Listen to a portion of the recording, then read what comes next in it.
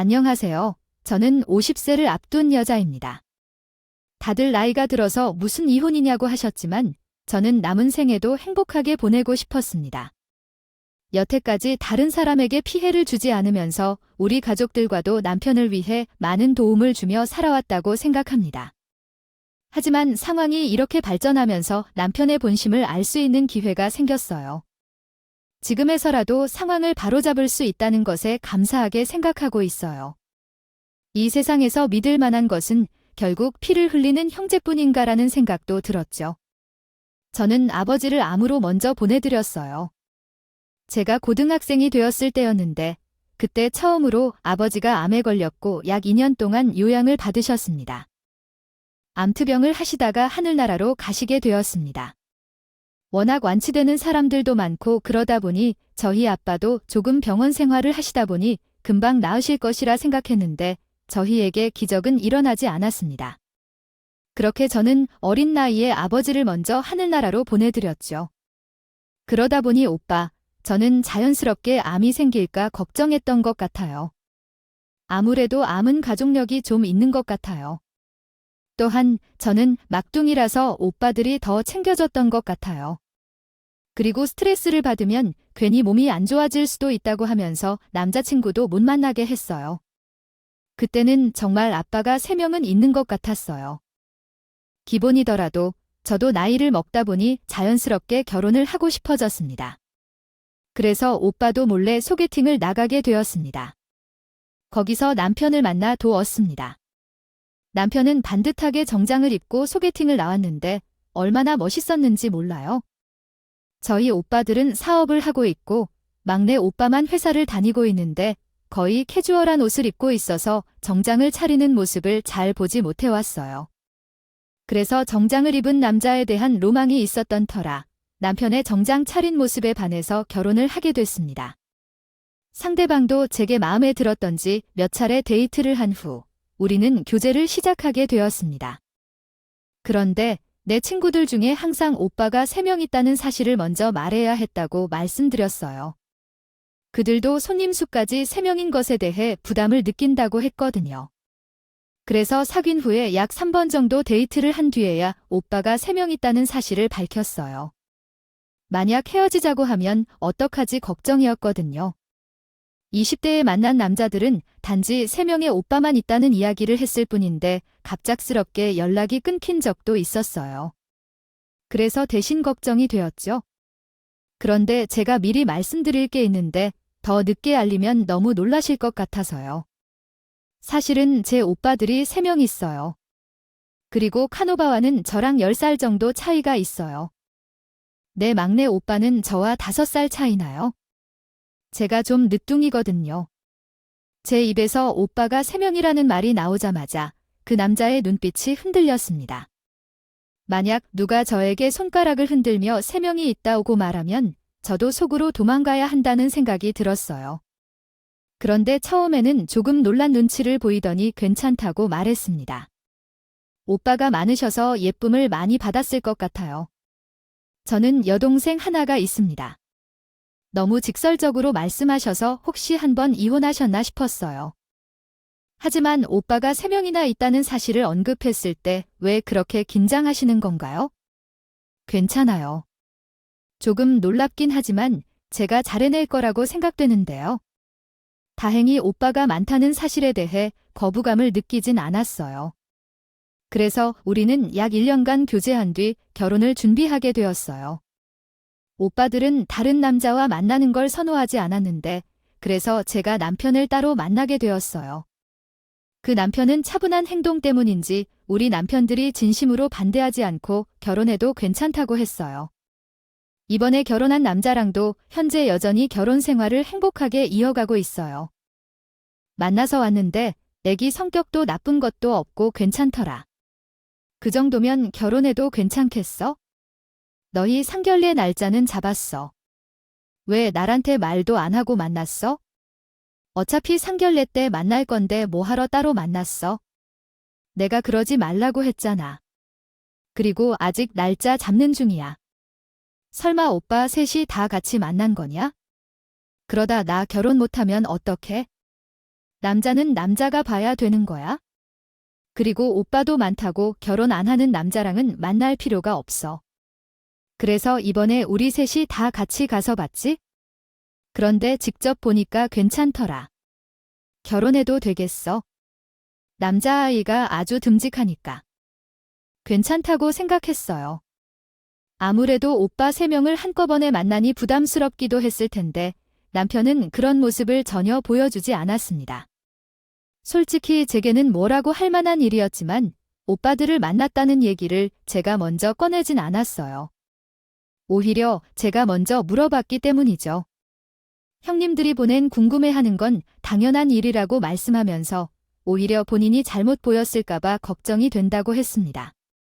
이렇게 생각해주는 모습이 너무 고마웠어요. 사실 부담스러운 상황일 수도 있지만 불편하다는 한마디를 하지 않아준 것은 매우 어려운 결정이었을 텐데 그 모습이 남자로서 잘 만났다는 생각이 들었어요. 그리고 상견례 날이 밝았습니다. 오빠들이 다 온다고 하는 것 같아요. 하지만 사람이 많아 북적북적할 텐데 결혼한 오빠 말고 막내 오빠만 데려가기로 했어요. 그런데 큰오빠와 둘째 오빠는 사람이 많아야 안정을 찾는다며 구질구질이 제 상견례 자리에 참석했어요. 시어머니는 우리 오빠들을 보며 당황한 것처럼 보였지만 분위기는 나쁘지 않았어요. 그리고 우리 집을 어떻게 할지에 대한 얘기가 나왔어요. 애들 집은 어떻게 하는 것이 좋을까요? 요즘에 결혼하는 사람들은 집값을 반반 부담해서 준비한다고 하는데 우리 아들도 그렇게 하겠다고 했어요. 주변에서도 집값을 반반 부담하는 결혼 준비하는 사람이 많다고 하더라고요. 저와 함께 하는 게 애매하다면 우리 능력으로 하는 게 나을 것 같아요.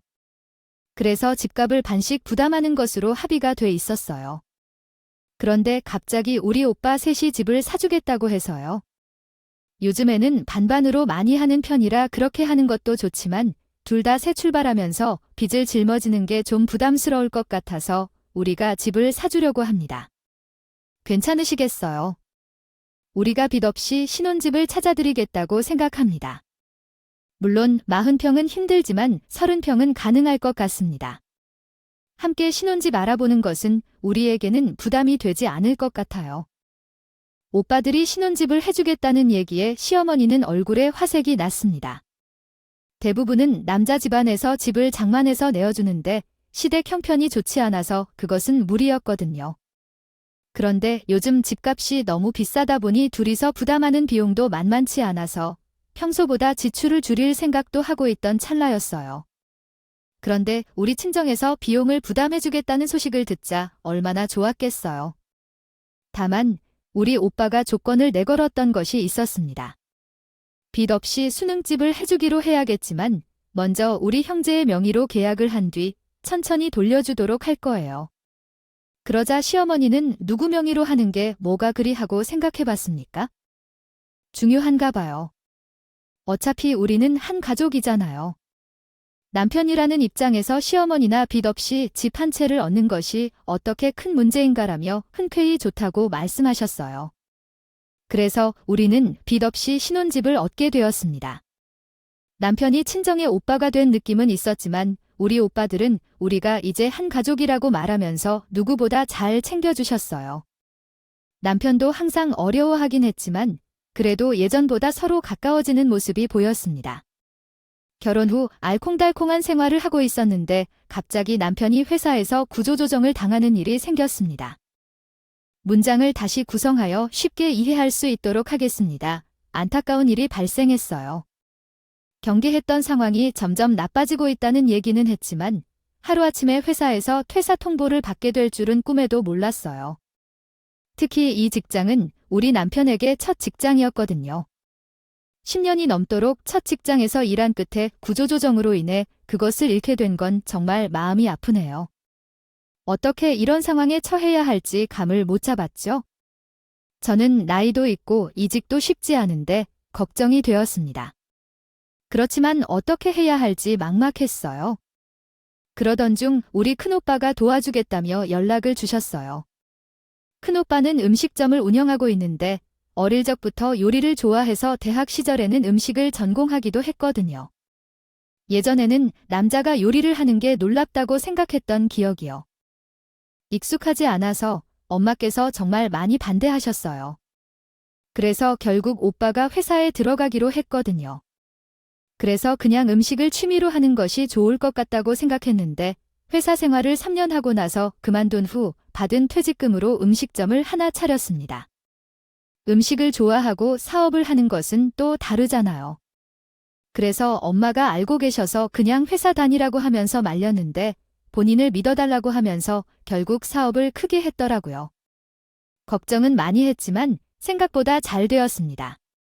그러다가 형제들 중에서 제일 부자가 되었죠. 그런 오빠가 자기 음식점으로 우리를 부르셔서 맛있는 음식을 주려고 했지만 그러고 싶었습니다. 그러나 오빠의 목적은 그게 아니었더라고요. 그렇게 모두 함께 저녁을 먹으면서 얘기하다가 남편에게 금식 좀 해볼 생각이 있냐고 물어봤습니다. 나도 회사 다니면서 하는데 남의 밑에서 일하는 게 좀 힘든 일인데 잘해도 욕먹고 못하면 난리가 나지. 그래서 우리 음식점의 분점 안에서 일해볼까 해서 말이야. 다른 사람 밑에서는 뭔가 배울 일이 있겠지? 이젠 내가 할 때도 되었으니. 어떻게 해야 할지 모르면 우선은 본점으로 돈을 벌면서 나중에 괜찮은 아이템이 있으면 그때 시작해도 되니까. 시작하려고 하면 내가 도와줄 테니까 한번 생각해 보세요. 망연자실해 있는 남편을 보니 오빠가 마음이 안 좋았었던 것 같아요. 지금도 사람들이 프랜차이즈를 만들자고 많이 찾아오는데 오빠가 괜히 신경 쓰고 싶지 않다며 거절했던 적이 있었어요. 그러던 오빠가 저희 남편한테는 분명히 내줄 테니까 그것을 운영할 생각이 있냐고 물어봤어요. 예전부터 본인 사업을 해보고 싶긴 했지만 어떻게 시작해야 할지 몰라서 망설였었거든요. 그런데 이렇게 기회가 찾아오자 남편은 너무 좋다고 하면서 감사했습니다. 형님이 그렇게 도와주신다면 정말 감사하죠. 그러나, 분점을 차리면 어느 정도 비용이 드나요?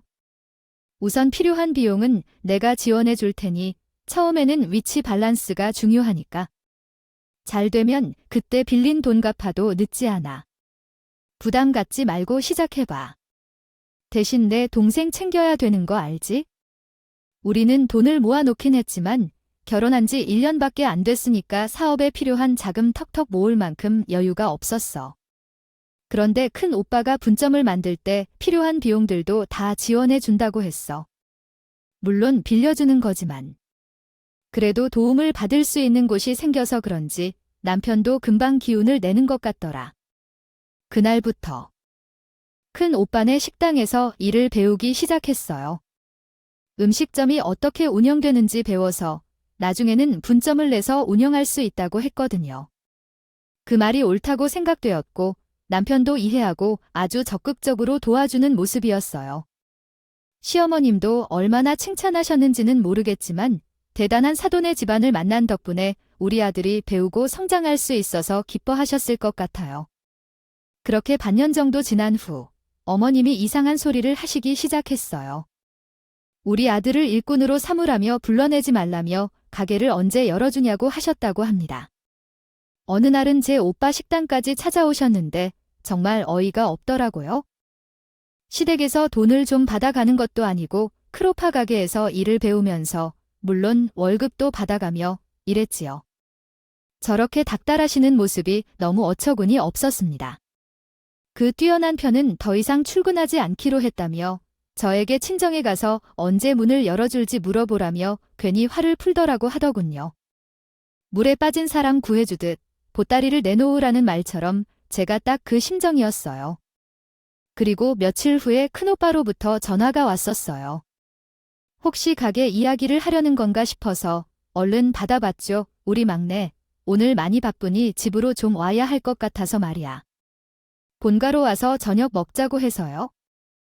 8시까지 모두 모이기로 했으니까 너희 부부도 시간을 맞춰서 참석해 주셔야 해요. 중요한 일이니까 다른 약속이 있더라도 무조건 참석해야 해요. 이해했지?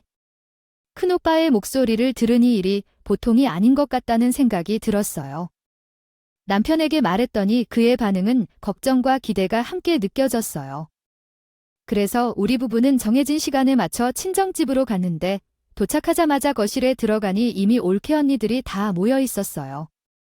둘째 오빠를 제외한 다른 오빠들도 모두 왔던 상황이었어요. 우리 부부가 도착하자 큰오빠가 먼저 거실에 앉았고 그날은 이렇게 조용했어요. 도저히 일어설 수 없었습니다. 그날 거실 바닥에서 몇 번을 기절했는지 몰라요.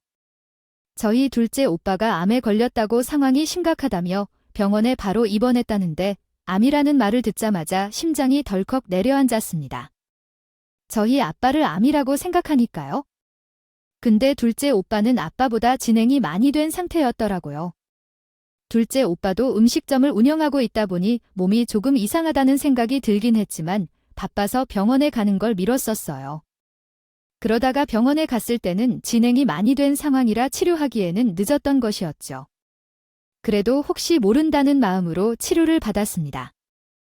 시작했는데 결국 치료를 버티지 못했습니다. 장례식장에서 겨우 정신을 차리고 있는데 시어머님이 오셔서 제게 그러셨어요. 그래도 식당 오픈 걱정은 할 필요 없겠더라. 원래 모든 일에 순례가 그래 나쁜 일만 생기라는 법은 없는 거거든. 우리 아들에게 물어보니 식당 하나가 비었다며 아무튼 나중에 좀 진정이 되면 내가 가족들에게 잘 이야기해봐. 간 사람은 빨리 보내주고 남은 사람 챙겨야지. 옆에 있는 내 남편이 있잖아. 적당히 눈치를 살펴보다가 먼저 이야기해봐. 그 소리를 제 앞에서 인상 박수가 지는데 이걸 걱정이라고 하는 건지요? 대체 어떤 생각으로 그렇게 행동하시는 것인지 모르겠어요. 어처구니가 너무 없더군요. 그런데 저의 큰 오빠도 그 후 딸린 오빠를 보낸 후 음식점을 어떻게 운영해야 할지 고민했어요. 그런데 우리 남편은 자신이 맞다고 해서 주장했습니다. 그래서 자연스럽게 남편이 사장이 되었죠. 이 이야기를 듣고 나서 시누이의 남편을 우리 가게에 소개했습니다. 나는 이 사실을 나중에 알게 되었어요. 그래서 어떻게 말을 할 수 있는 적절한 타이밍을 놓쳤어요. 한편으로는 다른 사람과 일하는 것보다는 가족과 함께 하는 것이 더 나을 수도 있겠다는 생각도 들었거든요. 좋아하는 다른 마음으로 함께 일하게 된 것 같긴 했지만요. 둘째 오빠를 보낸 지 얼마 안 됐을 때 그것까지 신경 쓸 겨를이 없었습니다. 근데 뭐랄까, 우리 친정은 살얼음판을 걷고 있는데 시댁은 신나 보였습니다. 그냥 내가 예민한 거겠지 생각하는 순간 저희 큰 오빠에게도 암이 생겼다는 소식이 들렸어요. 둘째 오빠를 그렇게 보내고 나니 저희 가족은 다 같이 건강검진을 받았거든요. 다행히 상황이 나빠지기 전에 발견한 게 아니라 건강검진에서 확인한 거라서 많이 진행된 상황은 아니었습니다. 그래도 시댁은 은근히 좋아하는 눈치더라고요. 어머님이 제 남편에게 다짜고짜 가게 일은 충분히 배워놨냐고 가게 두 곳을 운영해야 할지도 모르는데 그냥요. 이번에야말로 자매에게 가게를 운영하는 방법을 정성스럽게 알려주길 바라며 순간 나의 얼굴을 슬쩍 쳐다보더니 사도는 힘든 때에 우리가 믿을 수 있는 버팀목이 되어줘야 한다며 말을 이어나가는 것을 느끼셨을 것이에요. 사람들이 나를 이해해주는 것이 얼마나 중요한지 느껴졌어요. 의자에 앉기조차 어려웠던 제가 가정에 돌아오니 마음이 뒤죽박죽해서 울렁거리고 말았답니다. 그리고는 급작스레 신호가 내리면서 다음 날에는 남편이 운영하는 식당에 출근하면서 수첩을 들고 다니며 가게 운영에 대한 지식을 습득하고 배우는 데 집중했거든요. 제게는 너무나 당혹스러운 일들이었기에 다음에는 정말 큰오빠의 가게도 남편이 운영하게 될 것 같아 큰오빠의 병원 방문 때에도 따라가겠다고 결심했습니다.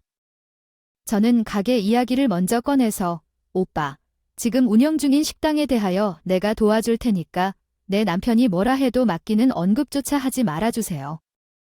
알겠죠? 라고 말했습니다. 이에 오빠는 가게를 맡기는 두건이 제안에 대해 내가 가게를 왜 쉬어 치료를 받으면서 운영해도 되냐? 너무 걱정하지 마세요. 아니에요. 우리 집 기둥이신 오빠가 먼저 치료에 집중하고 그동안 내가 가게를 보려고 하겠습니다. 오빠는 왔다 갔다 하며 확인만 계속 부탁해.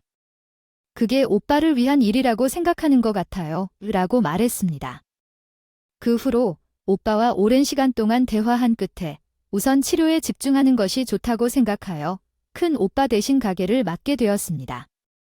물론 남편은 아쉬워했지만요이라고 말씀드렸습니다. 특히 신호가 엄청 심상되었어요. 그 이후 며칠 동안 그는 저에게 가게 이야기를 물어보며 일손이 필요한지 물었습니다. 하지만 저는 결코 틈을 보이지 않았어요.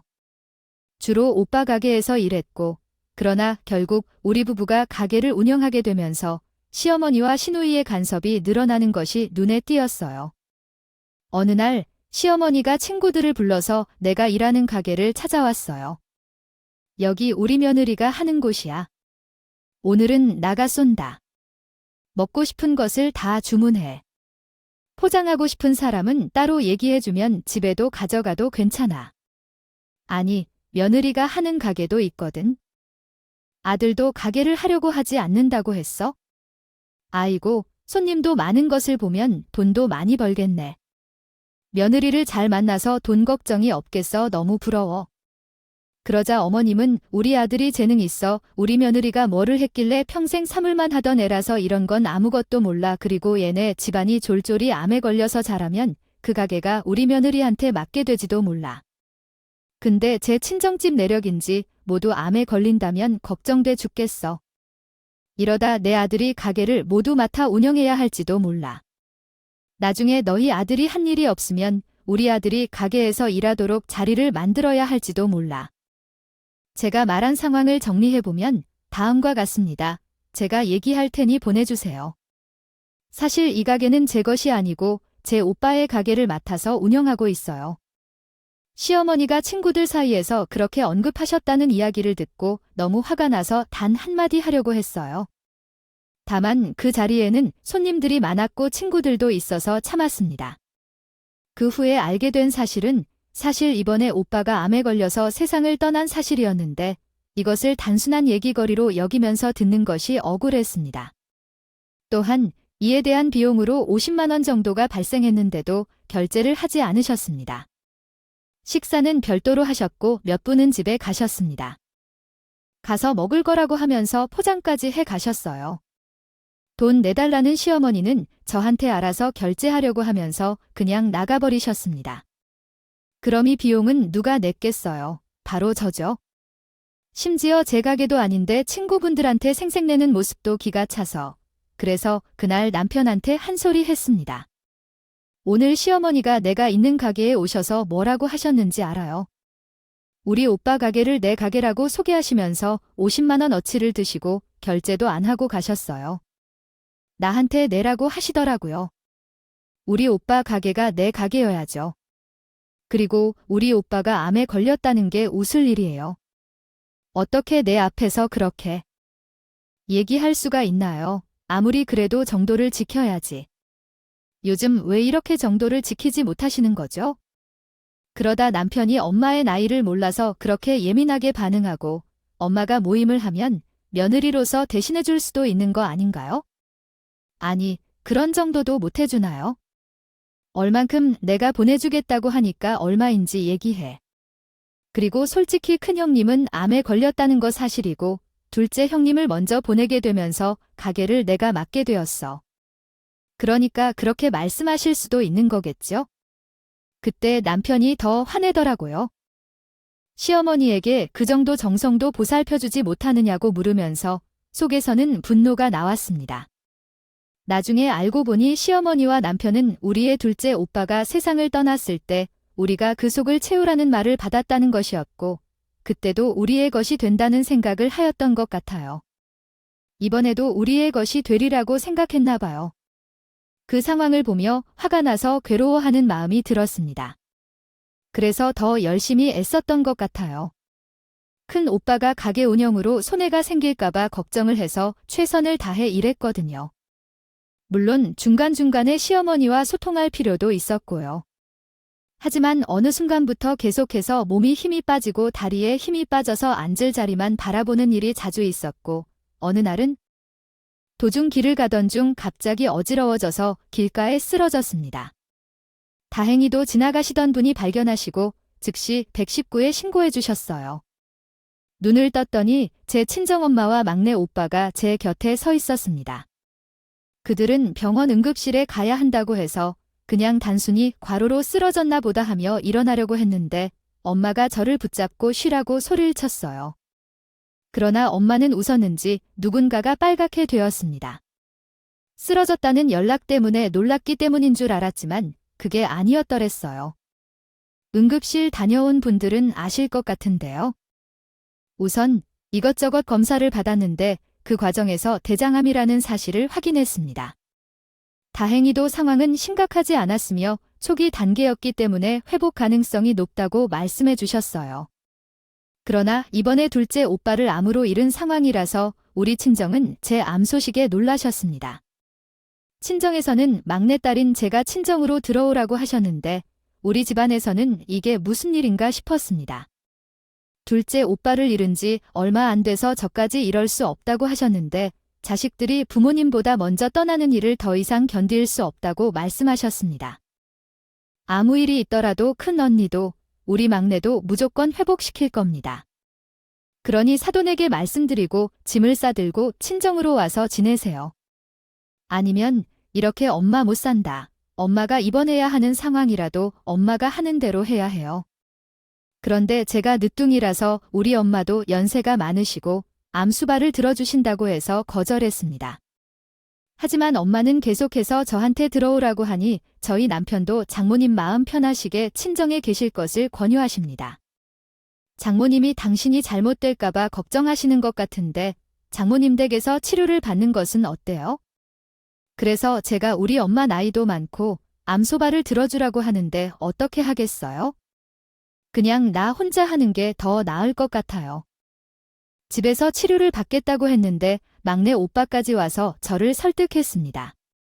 그래서 결국 친정에서 생활하게 되었어요. 병원에 가는 날만 되면 오빠는 물론 엄마까지 같이 가주셔서 가족 데이트 같았죠. 그런데 엄마와 오빠의 지극정성이 통했는지 치료 효과가 금방 나타났습니다. 함께 병원에 나가는 날에는 이제는 1년 주기로 경과를 확인만 하면 될 것 같다고 말씀하셨어요. 그러나 다 같이 병원에 나오는데 큰 오빠는 안심이 되었는지 갑자기 눈물을 펑펑 쏟았습니다. 근데 남편이 저를 데리러 오다가 우리 오빠가 펑펑 우고 있는 모습을 보았나 봐요. 순간적으로 잘못된 생각을 했던 것 같아요. 큰 형님이 울고 계신다고 생각했지만 실제로는 제가 무사히 치료를 끝낼 수 있어서 울었던 거였어요.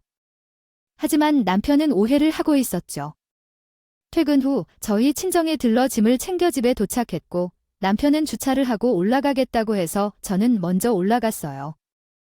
친정도 가고 병원도 왔다 갔다 하느라 집에 너무 오랜만에 들어가니 앞서 벅찬 기분이었어요. 문을 열자마자 신발장에 많은 신발들이 보였는데 오늘 퇴원하는 사실을 알고 오신 것인지 하는 생각이 들었어요. 저는 거실에 들어갔을 때 제 옷방에 있던 짐들이 거실벽 한쪽에 쌓여 있었습니다. 거기에는 시누이와 그녀의 남편, 그리고 아이까지 거실에서 놀고 있었어요. 이러한 상황을 이해하기 어렵고 납득하기 힘들었습니다. 그런데 시누이는 나를 보더니 괜찮냐는 말이 먼저 나오는 대신 병원에서 포기했냐고 물어봤어요. 아니, 옳게 안 걸려서 병원에 입원했다면서요. 왜 벌써 퇴원한 거예요? 아, 상태가 그렇게 안 좋았나? 그녀는 덧붙였습니다. 병원에서 포기할 정도로 상태가 안 좋았나 봐요. 그러니까 상태가 더 나빠지면 병원에서 더 이상 뭘 할 수 없으니까 추운 것 같아서인지 이렇게 답변했어요.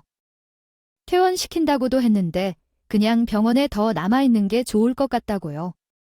우리는 여기 머무르기로 했거든요. 신호가 어떤 뜻인지도 모르면서 나는 그때 남편의 집에 들어갔습니다. 그래서 어떤 일이 벌어진 건지 물었더니 남편은 별일 아니야 라고 말했어요. 이번에 동생이 신혼집 전세를 사기당해 갈 곳이 없다고 하더라고요. 그래서 당신도 어차피 친정에 와서 병원 다녀갈 거 아니까 아이를 데리고 어디로 가겠다고요? 우리 집으로 돌아와라고 했어? 지금은 웬만한 물건을 안방으로 옮겼는데 동생네가 방을 2개 쓰기로 했어. 나는 번갈아 가면서 둘 곳이니까 방을 더 쓰는 게 맞겠지요. 제가 잘못 들었다고 생각했어요. 왜 우리 집에서 우리가 방을 더 적게 사용해야 하는 거죠?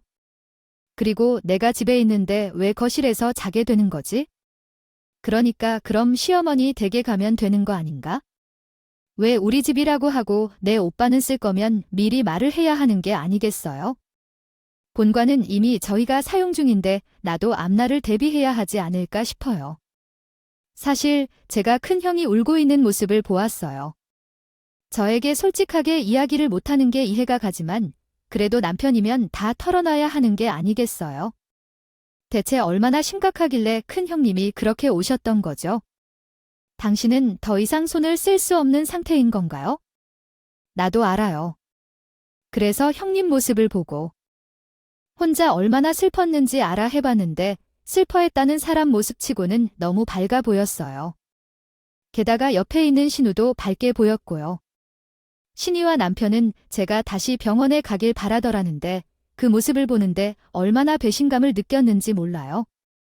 사실은 내가 죽기를 바라는 건가 하는 생각이 들 정도였었죠. 그래서 전 아무 말도 하지 않고 어딘가에 전화를 걸었어요. 그런데 전화기에서 들려오는 목소리를 듣고 나니 남편 얼굴이 사색이 돼 있었어요. 그분이 막내 오빠였거든요. 오빠가 나 오늘 퇴원해서 집에 왔는데 우리 집에 아가씨가 있더라. 이게 무슨 상황이냐고 남편에게 물어봤더라고요. 곧 죽을 거니까 그냥 병원에 가라고 하네. 그래서 그런데 나 좀 데려다 줄 수 있을까요?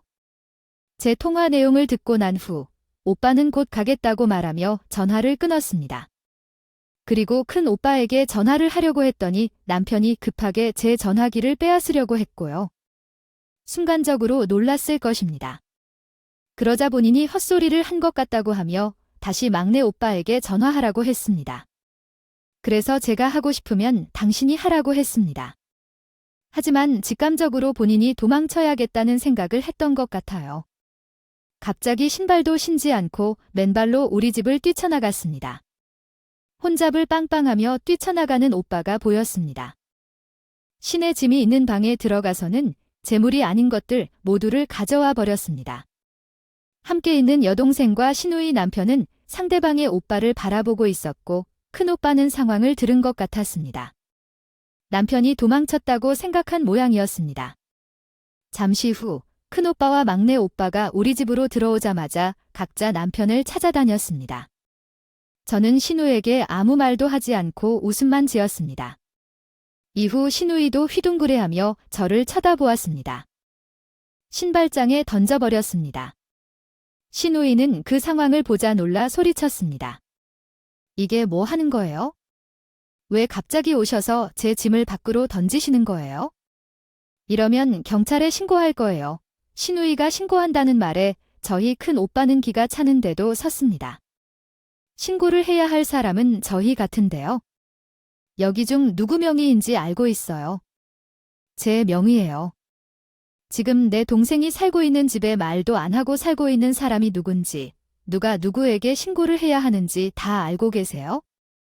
그럼 신고해서 누가 나가야 하는지 확인해 볼까요? 저희 오빠가 계속해서 짐을 밖으로 던지니. 놀랐던 내 시누이는 제 오빠뿐만 아니라 시어머니께도 전화를 돌리셨습니다. 그래서 시댁 식구들도 우리 집으로 모였습니다. 우리 남편은 시어머니 뒤에서 서 있었고 어머님은 상황을 지켜보다가 큰 소리로 말씀하셨습니다. 이게 어떤 일이에요?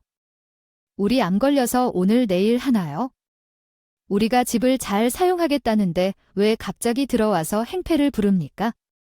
그리고 가망도 없으니까 퇴원한 것 아니에요. 그럼 마음씨를 곱게 가꾸어야죠. 이게 무슨 짓인가요? 내 오빠들은 제가 암에 걸린 사실을 이용하여 시어머니 집에서 이득만 차지하려는 모습을 보며 더 화가 났던 것 같습니다. 당장 집을 나가라고 소리쳤습니다. 그리고는 이 집에 다시 들어오지 말라고 했습니다. 남편에게도 한마디 했죠. 이준명이 누구인지 아시나요? 다른 말은 하지 않겠습니다. 당장 집에서 나가세요. 그리고 내 동생이 암에 걸렸다고 오늘 내일 한다고 한 사람이 있어요. 설마 자네죠? 아니, 어떻게 그럴 수가 있어요? 정말 참을 수 없네요. 자네는 당장 가게를 내놓아야 해요. 그 가게를 어떻게 맡게 되었는지 생각이 안 나는 것 같은데 그게 누구 소유인지 똑똑히 알려줄 테니까. 며칠 내로 다른 사람에게 인수인계할 준비에 저희 큰 오빠가 남편에게 당장 맡길 생각이야. 음식점을 빼라고 얘기했는데 그 자리에서 무릎을 굽힐 만큼 하니 지금 화가 많이 나신 것 같은데요. 암에 걸렸다고 오늘 내일 한 적은 없어요. 그냥 상태가 안 좋다고만 얘기했거든요. 그건 맞잖아요. 가만히 있어도 모자랄 판에 남편이 폴란드 기름을 붓다니. 그래서 우리 오빠는 남편을 끌어내며 시누이의 짐도 다 현관 밖으로 내던졌습니다.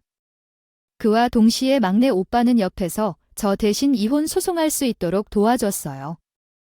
집뿐만 아니라 가게까지 다 우리 오빠의 것이었던 탓에 남편은 빈털터리로 이혼당하게 되었죠. 그리고 오히려 저에게 재산 분할로 돈을 주어야 하는 상황이었습니다. 그러니 어떻게든 저를 설득하고 싶었나 봐요. 결국 저희 친정으로 왔습니다.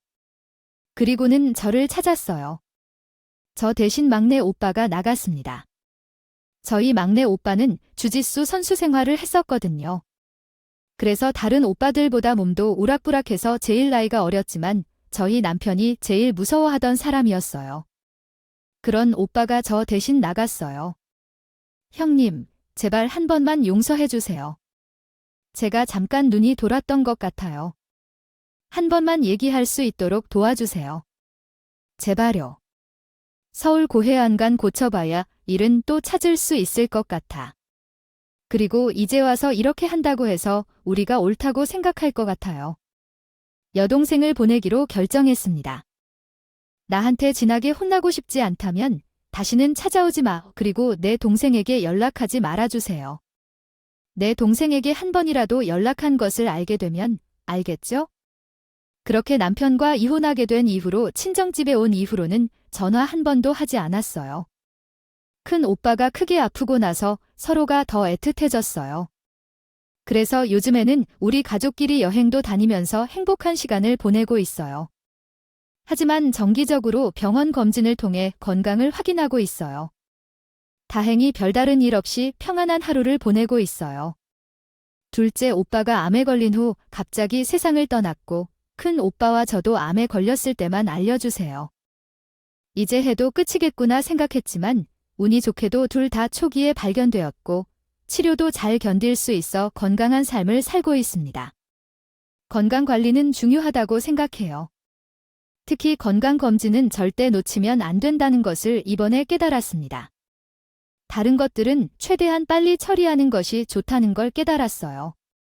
불행인지 다행인지 제가 제일 안 좋아졌을 때 도와주지 않는 사람들을 걸러내는 법을 배울 수 있었습니다. 이야기를 들어주셔서 감사하다는 말씀 전하고 모두 아프지 않고 건강한 하루 보내세요. 오늘도 저희 채널을 찾아와 주셔서 감사합니다. 더 좋은 이야기로 함께 할게요.